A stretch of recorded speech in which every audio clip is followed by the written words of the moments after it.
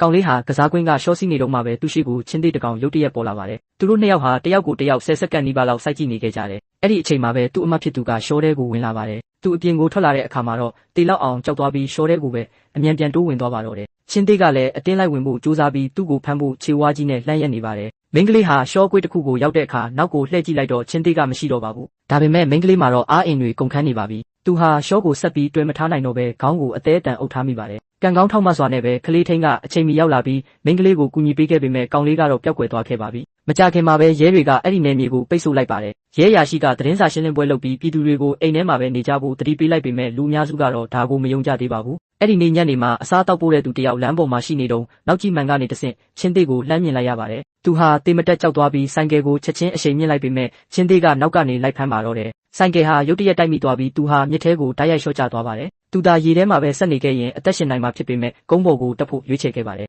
နောက်တစ်စက္ကန့်မှာတော့ချင်းသေးဟာဗိုက်စာနေလုံးဖြစ်တာကြောင့်ဘတ်စကားတစ်စီးပေါ်ကိုတက်သွားပါတော့တယ်ခရီးသည်တွေဟာအော်ဟစ်ပြီးထွက်ပြေးကြသလိုချင်းသေးကလည်းရှေ့ကိုခုန်အုပ်လိုက်ပါတယ်အမျိုးသားတစ်ယောက်ကထီးကိုဖွင့်လိုက်ပေမဲ့ချင်းသေးကချက်ချင်းပဲအပိုင်းပိုင်းဆုတ်ဖြဲပစ်လိုက်ပါတယ်ဒါကိုမြင်လိုက်ရတဲ့ဘေးကလူတွေအားလုံးထိတ်လန့်သွားကြပါတယ်အဲ့ဒီနောက်မှာတော့ဘတ်စကားဟာလုံးဝထိမရတော့ပဲတိုက်မိသွားပါတော့တယ်တိရစ္ဆာန်ကျွမ်းကျင်သူတစ်ယောက်ကိုစုံစမ်းစစ်ဆေးဖို့ဆေးလွတ်လိုက်ပါတယ်ဒါဟာအလျား2မီတာလောက်ရှိတဲ့အာဖရိကချင်းသေးဖြစ်ကြောင်းနဲ့လူတွေကိုဆက်ပြီးတိုက်ခိုက်နေအောင်မှဖြစ်ကြောင်းသူကအတည်ပြုလိုက်ပါတယ်မီဒီယာတွေကလည်းဒီသတင်းကိုအမြန်ပဲဖြန့်လိုက်ကြတယ်ပြည်သူတွေထိတ်လန့်နေတာကိုရှော့ချဖို့အတွက်ရဲချုပ်ကကျွမ်းကျင်တဲ့မုတ်ဆိုးတစ်ယောက်ကိုဖိတ်ခေါ်ခဲ့ပါတယ်မုတ်ဆိုးကသူအရင်ကတတ်ခဲ့ဘူးတဲ့တရဝတွေကိုဂုံယူဝင်းကြွားစွာပြခဲ့ပေမဲ့ကျွမ်းကျင်သူကတော့ဓာတ်ပုံတွေကချင်းသေးဟာမေးစေးပေးခံထားရရုံပဲဆိုတာကိုသတိထားမိသွားပါတယ်အဲ့ဒီညမှာမုတ်ဆိုးကပန်းချံထဲမှာအစာကိုမြူစာဖြစ်ထားခဲ့ပါတယ်သူ့ပတ်လည်မှာထောင်ချောက်တွေဆင်ထားပြီးချင်းသေးမရဲ့အော်တန်တွေကိုလည်းဆက်နဲ့ဖွင့်ထားပါတယ်ပြီးတော့သူကတဲအိမ်လေးထဲမှာစောင့်နေခဲ့ပါတယ်ရုတ်တရက်တစ်ခုခုလှုပ်ရှားတာကိုသူခံစားလိုက်ရပေမဲ့အဲ့ဒါကယုံကလေးတစ်ကောင်ပဲဖြစ်နေပါတယ်သူသတိလက်လွတ်ဖြစ်သွားတဲ့အချိန်မှာပဲချင်းသေးကသူ့ရဲ့နောက်မှာတင်ပေါ်လာပါတော့တယ်ဒါကြောင့်တောရိုင်းတိရစ္ဆာန်တွေကိုဘယ်တော့မှအထင်မသေး